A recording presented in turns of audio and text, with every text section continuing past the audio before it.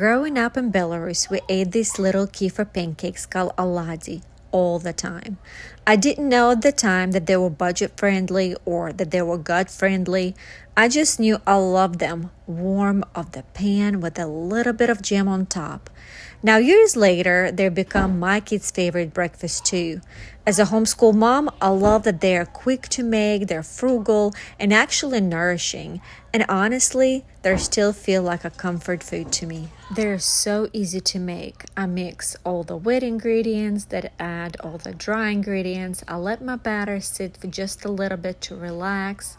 And then the fun begins. Now, I cannot even keep those Oladi on the plate because as soon as they come off the pan, my kids are, can I have it? Can I have it? And so before you know, by the time I finish baking, all of them are already gone. I mentioned earlier that Oladi are gut friendly, and the reason is because they are made with kefir. Kefir is rich in probiotics. It also helps boost immunity. It helps little bodies to absorb nutrients better. It is packed with protein and calcium. I like to think of it as like a little superfood hiding in delicious breakfast that my kids love. When cooking Oladi, I like for my pan to be very hot. When the batter hits the hot pan, it sizzles just enough to form a golden ring around Oladi. A little crispy edge that tells you that they're just right. When I flip my Oladi, I turn the heat down and put a lid on. This allows for the batter inside Oladi to be cooked through. My kids love to eat Oladi the traditional way with jam, so instead of reaching for the store-bought kind, I make easy 2-ingredients jam at home. So let me show you how I make it. I don't have a field of strawberries growing in my backyard just yet, maybe one day. But when I saw these strawberries at the store on sale for under $2 a pack, I filled my basket without thinking twice. Making strawberry jam is so easy. I wash my fruit, I cut it up, and then I use 1-to-1 ratio rule. If I have 5 cups of strawberries, I add 5 cups of sugar. Mix everything up, and then I let my strawberries sit on the counter for about an hour until they start producing their own juice. To get the ball going, I start cooking my strawberries on medium-high, but I made a mistake of not paying attention and then had to clean up a whole lot of mess. So don't be like me. My strawberry mixture started to boil. I reduced the heat on low and cook my strawberry jam low and slow. You will see that your strawberry jam started to create a foam. As jam cooks, it starts to foam.